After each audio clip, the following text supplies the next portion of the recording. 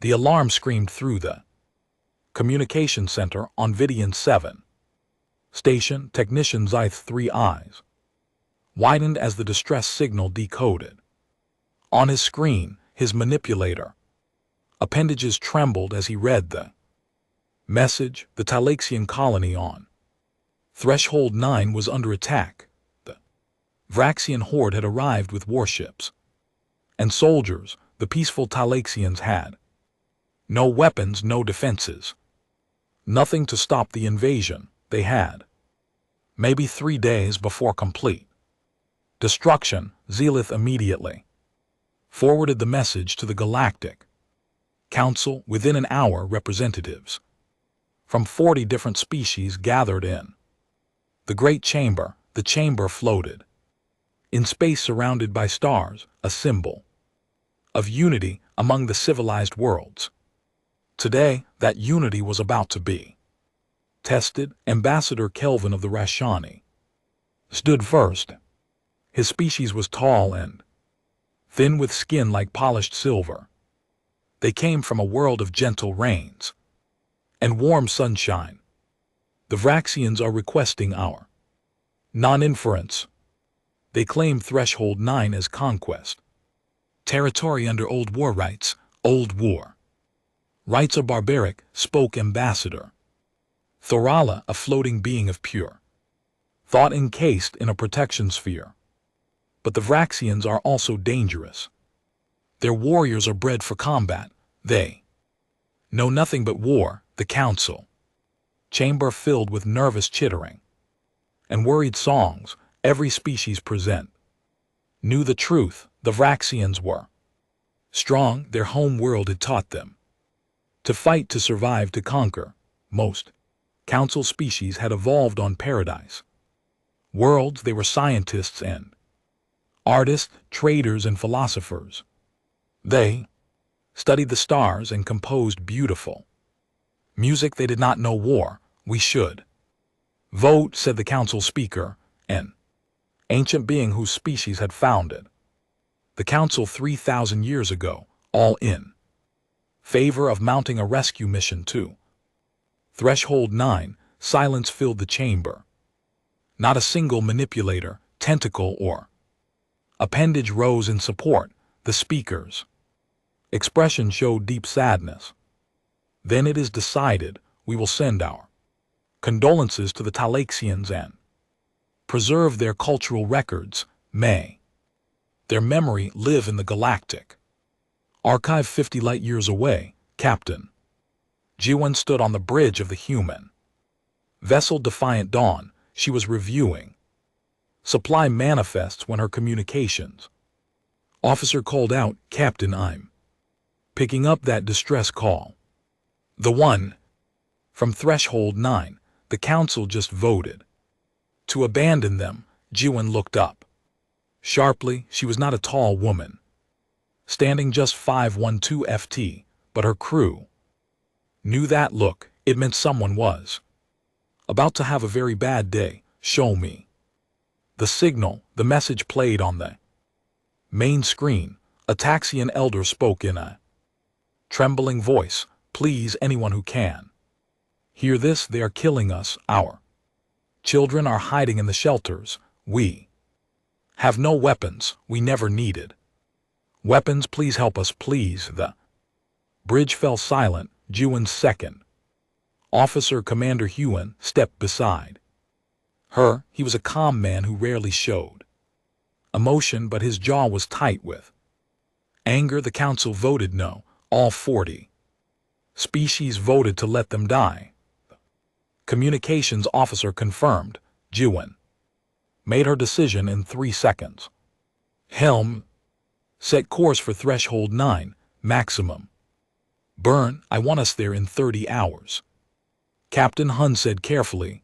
"The Vraxians have at least 6 warships in that system. We're an LT Unk and GT-1 ship. Then we better make it count," Jiwen replied. She opened the ship-wide communication channel. "All hands, this is the captain. We've received a distress call from Threshold 9. The Galactic Council has chosen to do nothing, we're going to do something. Battle stations in 6 hours. Prepare for combat operations. End. Quote, down an engineering chief. Engineer Aura heard the announcement and grinned. She was elbowed deep in a plasma conduit, making repairs that the ship desperately needed. Finally, she muttered, I was getting bored. In the medical bay, Dr. June began pulling out surgical equipment and stocking supplies. He had trained for combat medicine in Earth's harsh environment. He had sewn up soldiers in the middle of sandstorms and performed surgery during earthquakes. This would be another day at the office. Sergeant Minje gathered her Marine squad in the armory. 20 men and women stood at attention, checking their weapons and armor. These were Earth's finest soldiers, trained in gravity, 3 times heavier than most galactic species could survive. They could run for hours without tiring, lift weights that would crush alien bones, and shoot with accuracy that seemed impossible to other species. Listen up, Minj said, her voice carrying across the armory. We're going to rescue some civilians from bad guys. The bad guys are bigger than us and mean as hell. They've probably never lost a fight. She smiled coldly. Neither have we. Get your ready. We hit the ground running. As the defiant Dawn accelerated toward Threshold 9, a junior officer on the bridge voiced what everyone was thinking. Captain, why are we doing this? The council said it's suicide. These aren't even our people. Jiwen turned from the view screen behind her. Threshold 9 was still just a dot of light among millions of stars. Because someone has to, she said simply. Because we're human and we don't leave people to die when we can help, and because those council species forgot something important. What's that, sir? The officer asked. They evolved on Paradise Worlds. They never had to fight to survive. Earth made us strong because Earth tried to kill us every single day. Earthquakes, hurricanes, predators, diseases, extreme temperatures. We're still here because we learned to fight back. We learned to never give up. She paused, looking at her crew. Vraxians think they're the toughest species in the galaxy. They're about to learn what a real death world produces. The ship jumped to faster than light speed, leaving a trail of distorted space behind it. On Threshold 9, the Taxians huddled in their shelters, waiting for death. They did not know that help was coming. They did not know that 20 humans and 1 aging warship were racing through the darkness to answer their call. The Vraxian commander stood on the bridge of his flagship, watching Threshold 9 on his screens. Soon the planet would be theirs. The weak Taxians would become slaves or food. The Galactic Council would do nothing. As always, the civilized species feared war. They feared the Vraxians. As it should be. His communications officer turned to him. Commander, we're detecting a ship approaching the system. It's moving fast. Identify it. Commander ordered. The officer worked his console, then looked up in confusion. It's registered as a human vessel.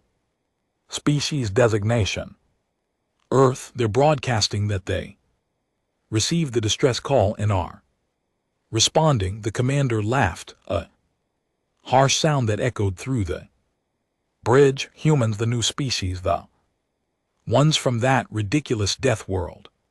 He laughed harder. 1 ship they send.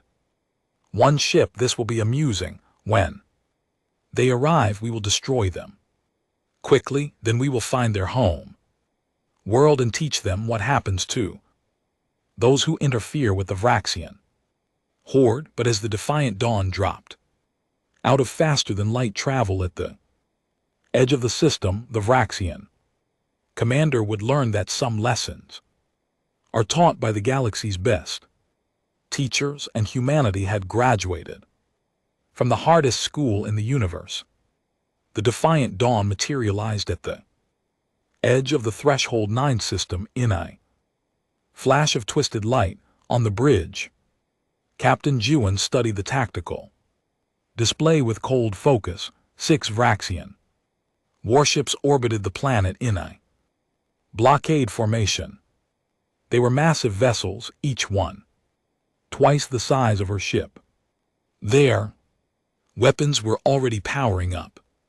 "They're hailing us," the communications officer reported. "Put them through," Juan ordered. The view screen flickered to show a Vraxian commander. He was enormous, easily 7 feet tall, with thick armored plates covering his body. His face was all sharp angles and teeth. Behind him, dozens of Vraxian warriors stood at attention, each one a born killer human vessel. The Vraxian commander spoke in a deep, grinding voice. "You have entered Vraxian territorial claim. Surrender your ship or be destroyed." Commander Hyan stepped forward, his hands clasped behind his back. His expression was polite, almost friendly. "Vraxian vessel, this is Commander Hyan of the Terran Navy. We're here responding to a distress call. We'd like to offer you a chance to leave peacefully." The Vraxian commander stared for 3 seconds, then burst into laughter. His entire bridge crew joined in. Chorus of harsh barking sounds. "You offer us surrender? You are one small ship, we are 6 warships with the finest warriors in the galaxy. Your species is new to space. You know nothing of war." Hun's smile didn't change, but his eyes went cold. "Sir, I've reviewed your combat records. Your species has fought 73 wars in the last 2 centuries. Impressive." He paused. "Humanity has been fighting wars for 10,000 years. We fought wars before we had metal, before we had fire. We're very, very good at it." Laughter died. The Vraxian commander leaned forward. "Then die well, human." He cut the communication. "Weapons free," Juan said calmly.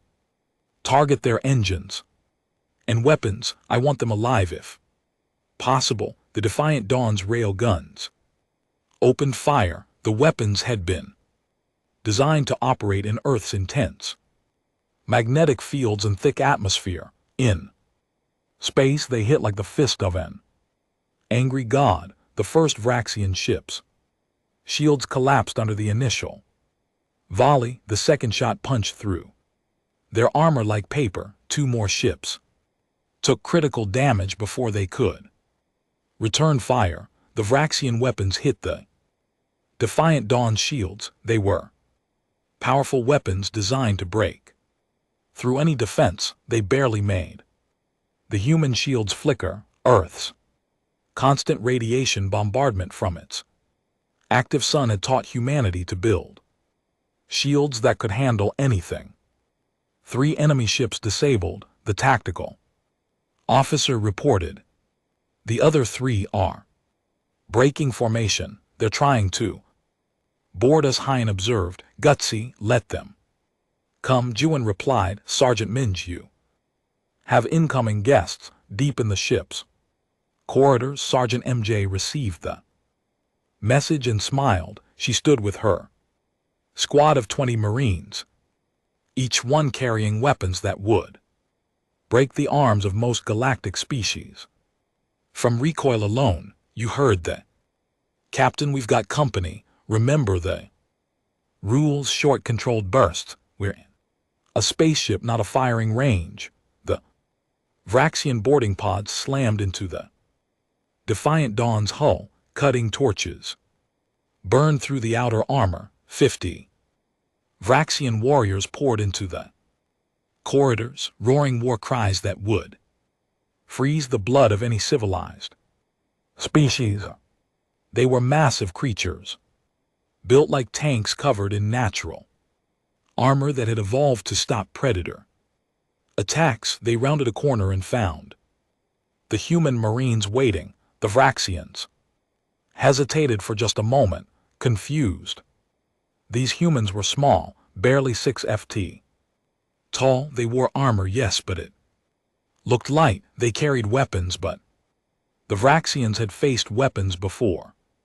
The lead Vraxian charged, raising a massive blade. On his home world, his people hunted creatures with hides like stone. His blade could cut through almost anything. He swung at the nearest marine, a young man named Tijan. Tijan moved in Earth's heavy gravity. Humans had evolved dense bones and powerful muscles. In the lighter gravity of the ship, he moved like lightning. He sidestepped the blade, caught the Vraxian's arm, and used the alien's own momentum to slam him into the wall. Impact left a dent in the reinforced metal. The corridor erupted into chaos. The Vraxians discovered that these small humans were impossibly fast and impossibly strong. A Vraxian warrior would swing a weapon that had crushed alien skulls, only to have a human marine catch it and break the warrior's arm. Their natural armor, which had stopped bullets from other species, did nothing against human weapons designed to penetrate Earth's heavily armored predators. Minjay moved through the fight with practiced efficiency. She didn't waste motion. A strike to disable, not kill. A shot to wound, not execute. Even in combat, the humans showed restraint. It made the Vraxians more terrified, not less. What kind of species could afford mercy in the middle of a fight? Within 10 minutes, the boarding action was over. 43 Vraxian warriors lay wounded or unconscious. 7 had retreated back to their ships.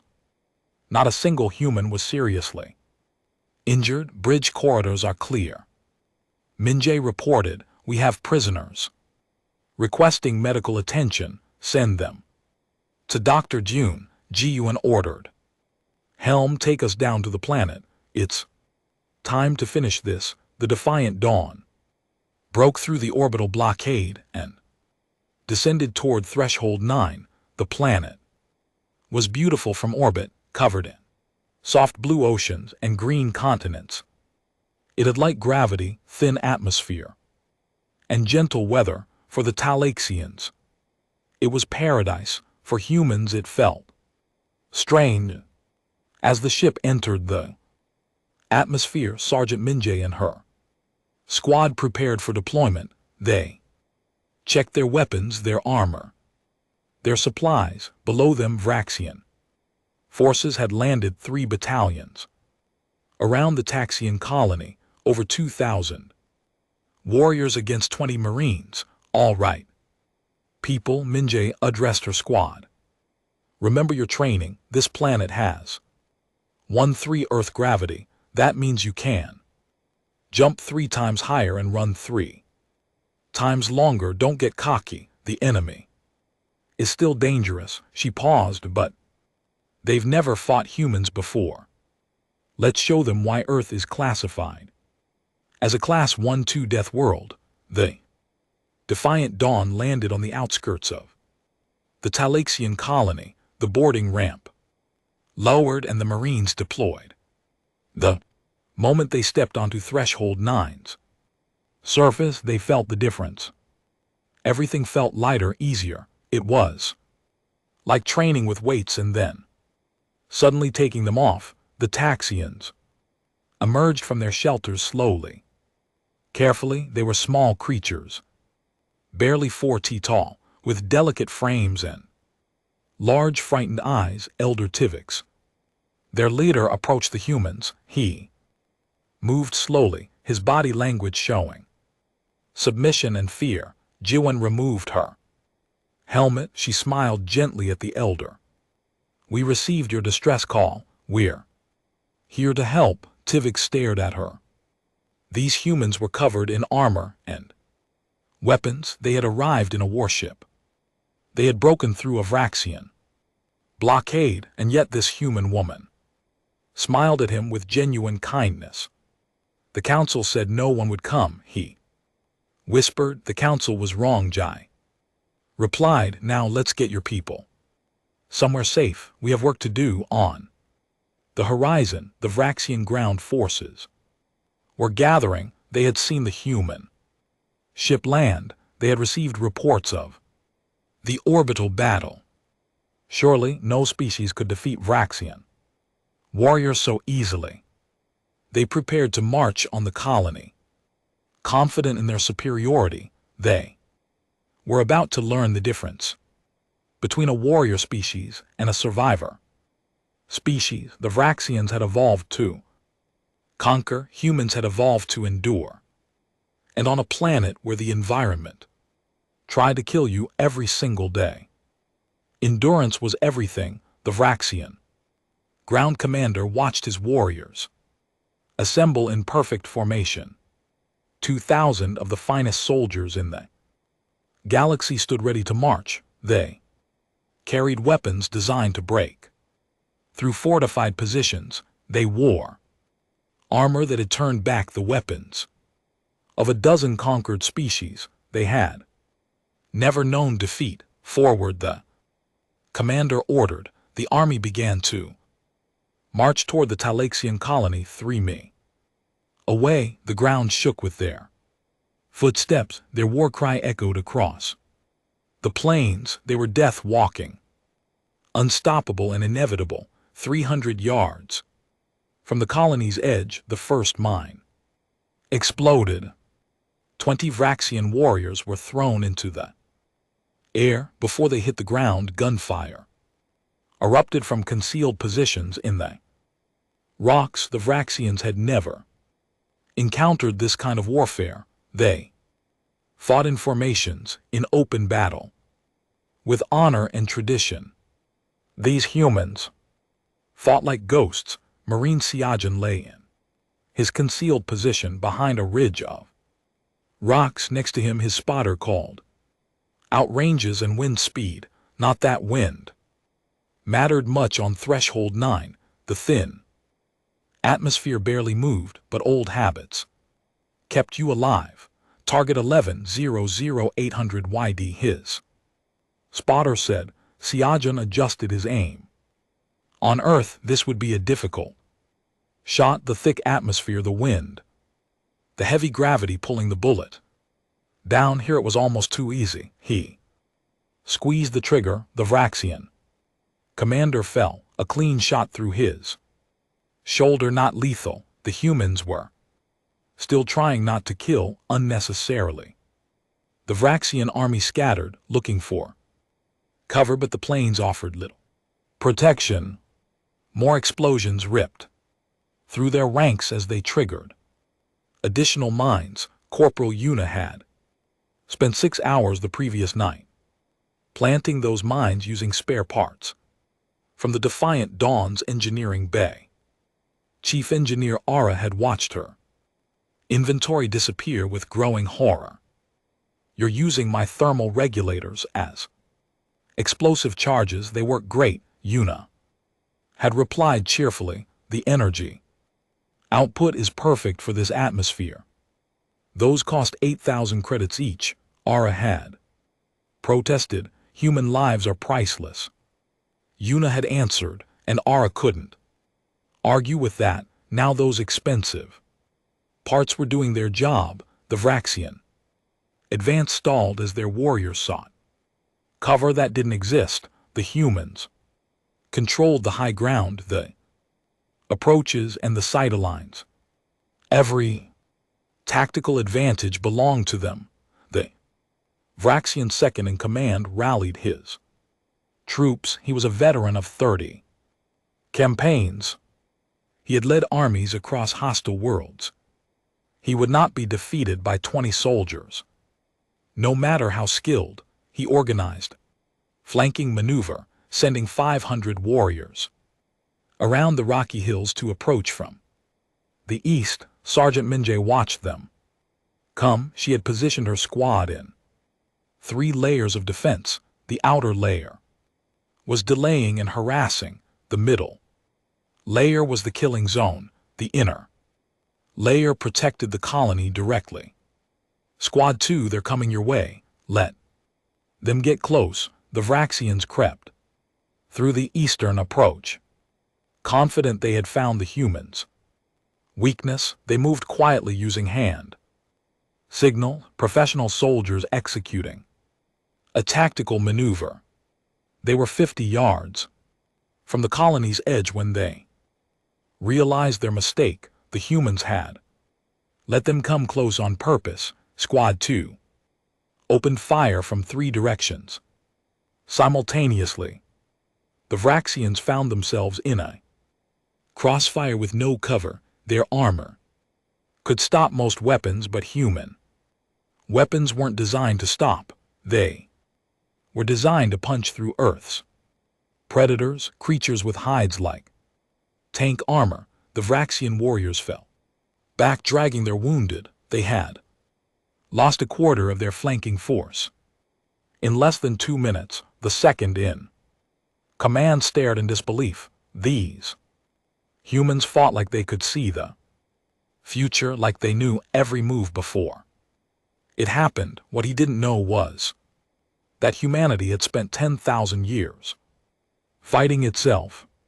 Every trick, every tactic, every ambush had been used and countered 1,000,000 times. Human warfare had evolved through countless conflicts, refined by necessity and paid for in blood. These Marines were the inheritors of that terrible knowledge. Commander Hune watched the battle from the Defiant Dawn's bridge orbiting above. He coordinated the ground teams using the ship's sensors to track enemy movements.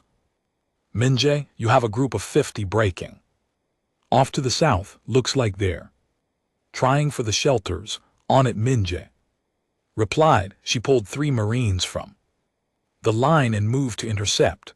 The low gravity let them cover ground impossibly fast. They reached the southern approach before the Vraxians did.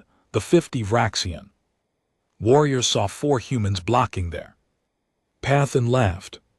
4 against 50, they charged. 30 seconds later, 30 of them were unconscious or wounded. The humans moved like they were dancing, like they had practiced this exact fight 1,000 times. Every movement was efficient, precise, perfect. The remaining Vraxians retreated in disorder, but one group broke through. 20 Vraxian warriors made it past the outer defenses through sheer luck and determination. They sprinted toward the Klaxian shelters, weapons raised. Inside those shelters, Klaxian children huddled. Terror, the warriors were seconds from their goal. Dr. Dohyun stood between them and the shelter entrance. He was alone. He wore a white medical coat, not combat armor. He carried no gun. Vraxian slowed, confused. Was this human insane? Leave, Dehound said calmly. You don't want to do this. The lead Vraxian warrior laughed. He was 8 feet tall, covered in scars from dozens of battles. This small human doctor thought to stop them. He raised his weapon. Dohyun picked up a piece of debris from the ground. It was a metal support beam broken during the initial attack. In Threshold 9's light gravity, June swung it like a baseball bat. The Vraxian warrior's weapon flew from his hands. Dehun stepped forward and struck again, hitting the warrior's knee. The alien fell. The other Vraxians rushed forward. Dehun moved through them like he was conducting surgery. Each strike precise and measured. He targeted joints, nerve clusters weak Points in their armor, in 2 minutes all. 20 Vexians were on the ground, alive, but very much defeated. Sergeant Minj arrived with her squad moments later. She looked at the pile of unconscious Vraxians, then at Du-hun, who was calmly checking his medical coat for damage. "Doc, you know you're supposed to call for backup, right?" They were threatening. "Children," D-Hound replied simply, "I didn't have time to call." By nightfall, the Vraxian assault had completely broken. Of 2,000 warriors, nearly 800 were wounded or captured. The humans had suffered 12 wounded and 0 deaths. The Talaxians watched in amazement as the human medical teams treated everyone equally, Vraxian and human alike. Elder Tivix approached Captain Juan as she coordinated the cleanup. "I don't understand," he said quietly. "You have defeated them completely. Why do you care for their wounded?" Jiuan looked at the Vraxian prisoners. They sat in orderly groups receiving medical treatment, drinking water provided by human supplies. They looked confused, like their entire worldview had shattered, because being strong means we can choose to be kind, she replied. "Any species can kill. It takes real strength to show mercy." In orbit above, the surviving Vraxian warships received reports of the ground battle. The ship commanders could not believe what they were hearing. Their warriors beaten by 20 soldiers. The Vraxians had conquered 50 worlds. They had never faced defeat like this. The reports were broadcast across the galaxy. Every species with access to communication networks watched as humanity demonstrated what a real death world created. Not just warriors, but warriors with principles. Not just strength, but strength tempered with compassion. The galaxy was about to change forever. Elder Tivix had been recording everything. The Taxians were a peaceful species, but they were also scholars and historians. When the humans arrived, Tivix activated every camera and sensor in the colony. He captured the orbital battle, the ground assault, every moment of humanity's defense, and he broadcast it all to the galactic network. On the Galactic Council station, Ambassador Kelvin watched the footage with growing horror. Not horror at the violence, but horror at what the Council had almost allowed to happen. He watched 20 human Marines hold off 2,000 Vraxian warriors. He watched human medics treating enemy wounded with the same care as their own. He watched Captain Juan refuse to execute prisoners, offering them food and medical attention instead. "This changes everything," he whispered. Across the galaxy, billions of beings watched the same footage. The Rashani, who had never known war, watched in awe. The Thurans, who studied philosophy, debated the meaning of what they saw. The Koran, who prided themselves on logic, ran calculations trying to understand how such a small force defeated such overwhelming numbers. But in the Vraxian Empire, the Supreme Commander watched with rage. The defeat at Threshold 9 was not just a military loss, it was a humiliation. The Vraxians had built their reputation on being the galaxy's ultimate warriors. If one human ship could defeat them so easily, what did that mean for their entire empire? "Send the fleet," Supreme Commander ordered. "All of it. I want 40 warships at Threshold 9. We will turn that planet into dust. We will make an example of these humans." His advisors hesitated. "Supreme Commander, perhaps we should negotiate. The humans have offered reasonable terms." "Negotiate?" The Supreme Commander's voice was deadly. Quiet, we are Vraxian, we do not negotiate with prey, send the fleet on. Threshold 9, Captain Juin received the warning from Galactic Council monitoring. Stations, 40 Vraxian warships were entering faster than light travel, heading directly for their position. Arrival time, 6 hours. She gathered her officers on the bridge. Commander Hyan stood beside her, his expression calm as always. Chief Engineer Ara looked worried, which was concerning because Ara never looked worried. Dr. Dohyun was there too, still wearing his blood-stained medical coat. Sergeant Min-jae represented the Marines, her armor scorched from the battle, but her eyes alert. 40 ships, Ara said flatly. We can't fight 40 ships, the Defiant. Dawn is a good ship, but she's not a miracle. We could evacuate the Talaxians, Hyan suggested. Get them off planet before the fleet arrives. Way. Not enough time, Juin replied. We'd get maybe half of them loaded before the Vraxians arrive, and we'd be running with civilians in our cargo bay, unable to maneuver or fight properly, so we stand and fight. Min-jae said it wasn't a question. Ji-Yuan looked at her crew. These people who had followed her into impossible odds. I won't lie, this is probably suicide. The math doesn't work in our favor. If anyone wants to leave, take a shuttle and go. No one will think less of you. Nobody moved. Hyan smiled slightly. Captain, we came here knowing the odds. They haven't changed. We're an LT, Unk and GT, still the same people who don't leave when the job isn't done. Damn right, Ara agreed. Besides, I've made too many repairs to this ship too.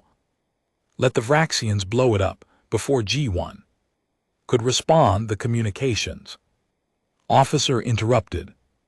Captain, we're receiving a message. It's from Earth. The screen flickered to show an older man in a captain's uniform. He had gray hair and tired eyes, but his smile was genuine.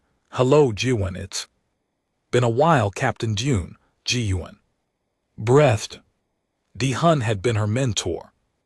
When she first joined the fleet, he had taught her everything about command. I hear you've gotten yourself into a bit of trouble, D-Hun continued. 40 Vraxian ships is a lot even for you, so I thought I'd drop by with some friends. The long-range sensors suddenly lit up. 7 ships dropped out of faster than light travel at the edge of the system. They were human vessels led by the battle cruiser Indomitable. It was one of Earth's newest warships, twice the size of the Defiant Dawn, and built with everything humanity had learned about space combat. We're an LT, Unk and GT still outnumbered 5-1, Ara observed, but I'll take those odds over 40-1. Galactic Council chambers erupted into chaos. The council speaker tried to maintain order, but species were shouting over each other. Some demanded the humans withdraw, others wanted to send support. A few suggested trying to negotiate with the Vraxians. Nobody could agree on anything. Finally, Ambassador Kelvin stood. His silver skin seemed to glow under the chamber lights. The humans didn't ask for our permission. They didn't wait for our approval. They saw people in danger and they acted. Maybe that's what being civilized really means. Not avoiding war, but being willing to fight for those who cannot fight for themselves. The chamber fell silent. It was a radical idea for species that had spent centuries avoiding conflict.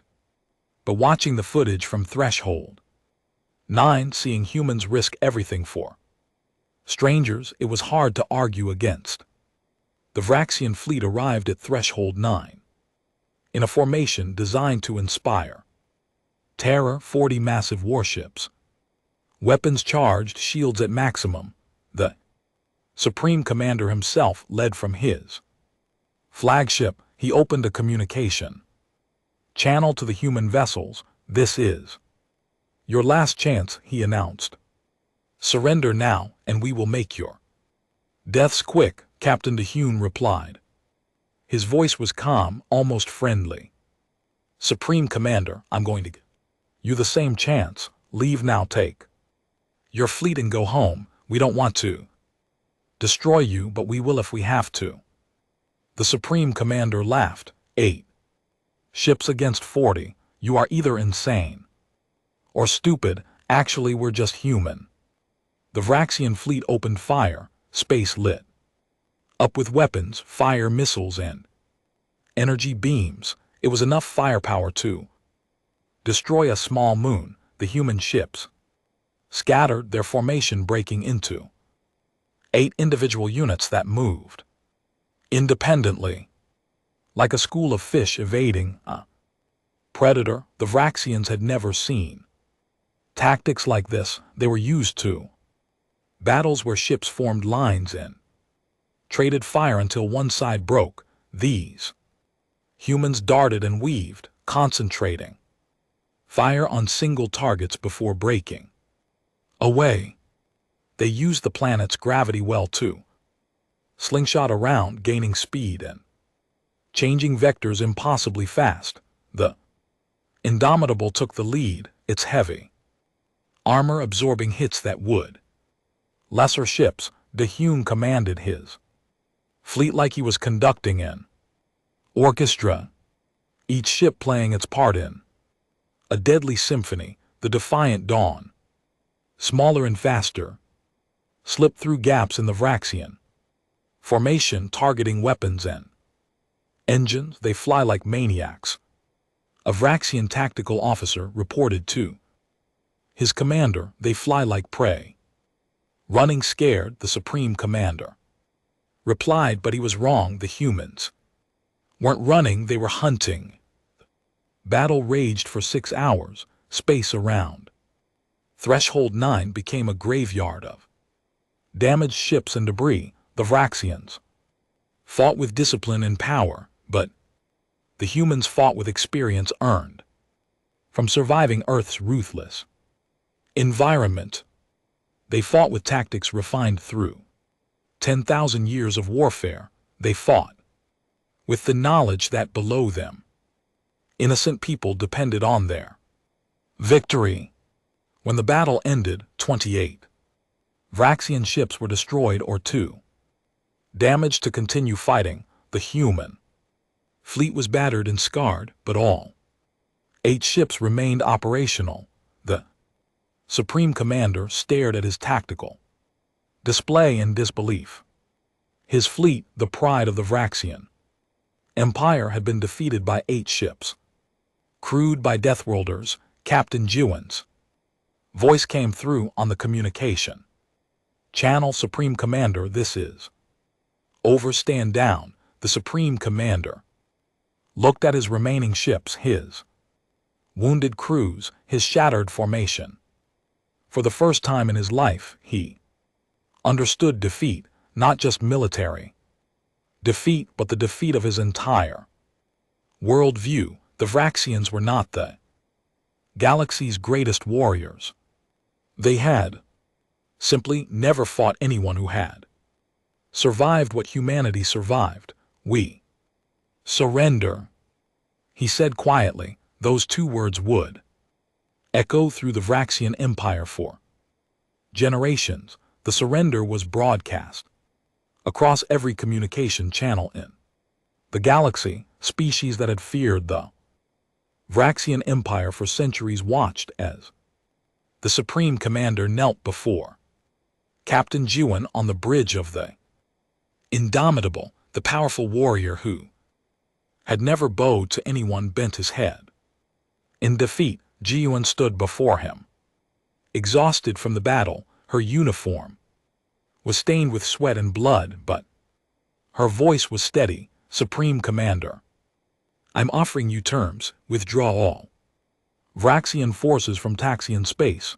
Pay reparations to the colony for damages.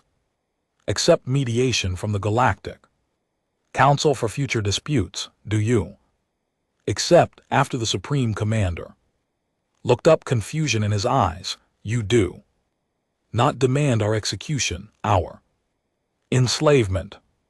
You do not claim our worlds as conquest. No, Jiwen replied simply, we just want you to leave these people alone. Why? The question came out as almost a plea. We would not show such mercy. We have never shown such mercy. Jiwen was quiet for a moment, choosing her words carefully, because we remember what it was like to be afraid. Earth taught us to be strong. Yes, but it also taught us that strength without compassion is just cruelty. We choose to be better than our worst instincts. The Supreme Commander stood. Slowly, he looked at this small human woman who had defeated his empire's finest fleet. We accept your terms. The Vraxian Empire will withdraw. He paused. I have one question. If Earth is as terrible as the reports say, how did your species survive? How did you become this? We survived because we helped each other. G1 answered. Earth tried to kill us every day. Earthquakes, storms, predators, diseases. We should have died out 1,000,000 times. We didn't, because when one human fell, others picked them up. When disaster struck, we worked together. We learned that survival isn't about being the strongest. It's about being there for each other when things are darkest. On Threshold 9, the Talaxians celebrated. Elder Tivix stood in the colony's central square. Surrounded by his people, they danced and sang, celebrating life when they had prepared for death. Human Marines stood at the edges of the celebration, watching over their charges with quiet satisfaction. Tivix approached Captain Jiwen, who had returned to the surface after accepting the Vraxian surrender. Captain, we owe you everything. Our lives, our children's lives, our future. Name your price. We will pay anything. Jiwen smiled gently. Elder Tivix, we don't want payment. We came because you needed help. That's enough, but you must accept something. Tivix insisted. Please let us give you something to show our gratitude. Jiwen thought about it. If you really want to do something, then help the next species that needs it. When someone sends out a distress signal, answer it. That's how we repay this debt. The elder's large eyes filled with tears. We will. I promise you we will. The Talaxians built a monument, the center of their colony. It showed a human marine, armor scorched and weapon lowered, holding a Taxian child in a protective embrace. The inscription was written in 47 different galactic languages. They came from a world of death to bring us life. They asked for nothing but gave us everything. The Galactic Council met again, but this time the chamber was different. The usual nervous chittering was gone, replaced by serious discussion. Ambassador Kelvin stood to speak first. The humans have demonstrated something we thought impossible. They combined strength with mercy. They showed us that civilization isn't about avoiding conflict. It's about how you conduct yourself when conflict is unavoidable. He paused. I move that humanity be granted full council membership with a seat on the High Council. The vote was unanimous. For the first time in Galactic Council history, a species was granted such status after less than 1 year of contact. The humans had earned it with blood and honor. Captain DeHun found Jiwen on the observation deck of the Indomitable. She stood looking at Threshold 9 below, the peaceful planet. That had almost become a graveyard. You did good work here, Dahayan said. Quietly, we almost lost everything. Juan replied, if you hadn't arrived. With the fleet, we'd all be dead, but you came anyway. You knew the odds and you came anyway. Dahun smiled. That's what makes us human, not our strength or our weapons or our tactics. It's the fact that when we hear someone calling for help, we answer, even when it's stupid, even when it's impossible. Juan was promoted to admiral and given command of the 1st Joint Species Fleet. In galactic history, 40 different species requested to serve under her command. They wanted to learn from the Deathworlders to understand what real strength looked like. Commander Hun took command of the Defiant Dawn. He kept the ship's name because it had earned its place in history, that old scarred vessel that had faced impossible odds and survived became famous across the galaxy. Sergeant Minj accepted a position at the Galactic Military Academy. She trained the first generation of alien soldiers in human tactics, but more importantly, she taught them human values, how to be strong and kind, how to win and still show mercy, how to fight when necessary but always strive for peace. Dr. Dohyun established a medical center on Threshold 9. Talaxians learned from him and he learned from them. He trained Talaxian doctors in trauma medicine, teaching them skills they had never needed before. In return, they taught him their advanced techniques for treating genetic diseases. The medical center became a symbol of cooperation between species.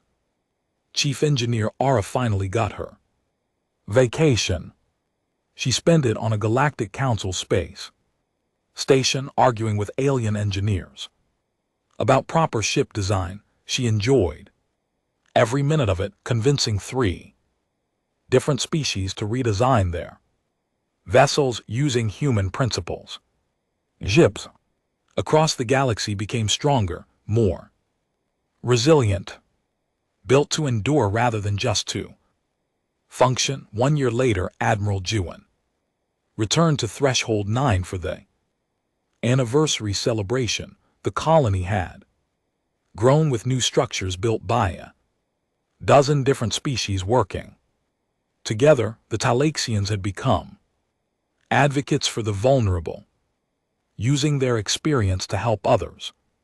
Ships from 40 different worlds orbited above, all carrying crews trained in the human way of doing things. Elder Tivix met Juan at the monument. He was older, now moving more slowly, but his eyes were bright with joy. Admiral, your visit honors us. Come see what we have built. He led her through the colony.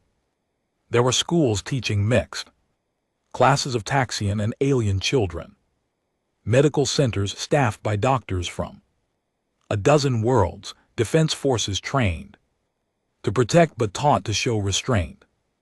It was everything humanity had hoped the galaxy could become. You asked us to help others, Tivix said. We have. When the Koran colony was threatened by pirates, we sent aid. When the Rashani faced a natural disaster, we sent medical teams. We learned from you that strength is a gift, and gifts should be shared. They stood together at the monument as the sun set on Threshold 9. The statue of the human marine and the Talaxian child glowed in the fading light. Around them, hundreds of beings from different worlds gathered for the anniversary ceremony. Admiral Tivix asked quietly, do you know what you really gave us? It wasn't just our lives, it was hope. Before you came, we believed the galaxy was ruled by those who conquered. You showed us it could be different, a new distress signal suddenly came through the galactic network. A colony of Rashani on the outer rim was under attack by raiders. Before Jiwon could respond, dozens of ships changed course to help Klaxion. Vessels, Choron fighters, even 3 Vraxian warships that had been rebuilt and recommissioned under new commanders who understood what honor really meant. Jiwon smiled as she watched the ships depart. This was what she had hoped for. Not human dominance, but human influence. The idea that when someone calls for help, you answer. The idea that strength without compassion is just another form of weakness. The idea that the measure of civilization is how you treat those who cannot defend themselves. Captain Jiwon. A young voice called. She turned to see a Taxian child, barely 3 feet tall, looking up at her with wide eyes. Is it true? Did you really come alone? Just one ship against all the bad guys? Jiwon knelt down to the child's level. We came because we heard you calling. We couldn't just ignore that, and we weren't alone. Not really. We had each other, and we had something to fight for that made us strong enough. I want to be like you when I grow up, the child said. Seriously, I want to help people. Then you will be, Jai replied, because that's what heroes really do. They answer when someone calls, they help when someone needs it, and they never ever leave people behind. She stood and looked out at the stars. Somewhere out there, the ships were already arriving at the Rashani colony. They would drive off the raiders, they would protect the innocent, and they would do it because one ship had answered one distress call and shown the galaxy what was possible. The galaxy had changed forever. Not because humanity was the strongest species, though they were strong, not because humanity was the smartest, though they were clever. The galaxy changed because humanity remembered something that other species had forgot. That civilization is measured not by how high you build your towers, but by how far you reach down to help those who have fallen. And when the next distress signal went out, echoing across the void of space, it would not go unanswered, because now the galaxy knew